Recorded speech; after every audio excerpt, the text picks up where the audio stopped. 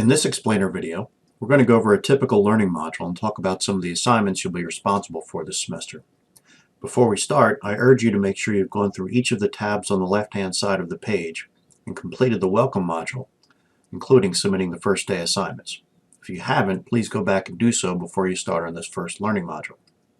As I mentioned in the welcome video, you'll spend the majority of your time in the Learning Modules tab.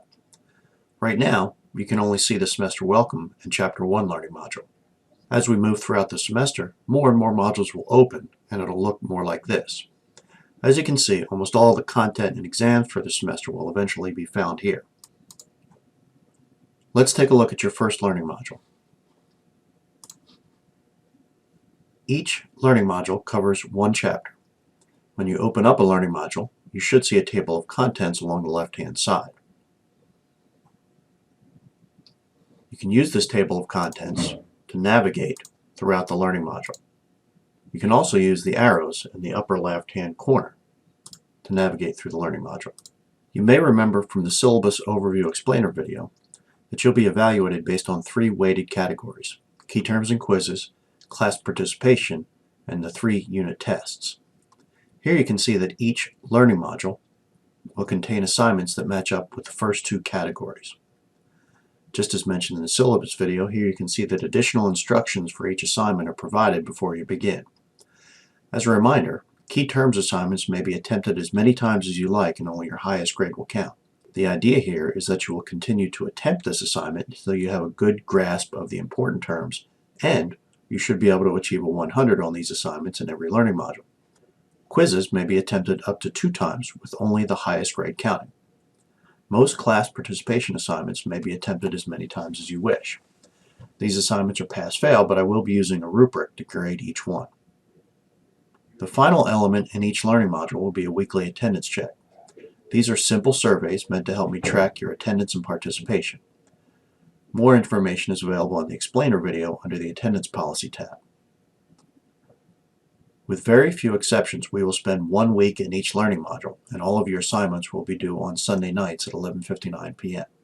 Let's talk briefly about discussion threads, which are a part of your class participation assignments. In most learning modules, you will have to complete a discussion thread. Some may have a simple written or video prompt, and some may require you to watch an external video. After reading the instructions and taking a look at the prompt, you'll need to click here to get to the VoiceThread app. Note that you may have to create a VoiceThread account the first time you log in. Once you have access to the app, you should be directed to a window like this one. In order to get full credit for these assignments, you're required to leave your answer to the prompt. You can do so by hovering, then clicking on the plus sign. You are then given options as to how you would like to leave your comment. Along the left-hand side, you will see comments from your fellow classmates.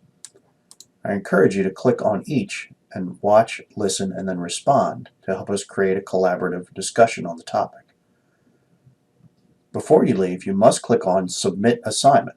If you fail to do so, your submission will not be available for me to grade.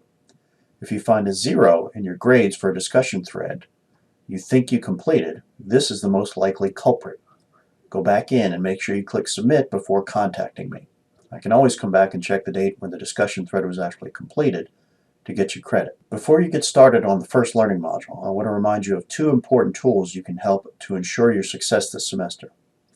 The first is the calendar, and the second is the My Grades tab. The calendar function gives you a graphic display of graded event due dates and is customizable by class. The My Grades tab shows you when assignments are due, which are completed, and which are missing. It also keeps an up-to-date record of your overall grade in the course. If you ever have questions or concerns about your grades, please contact me right away.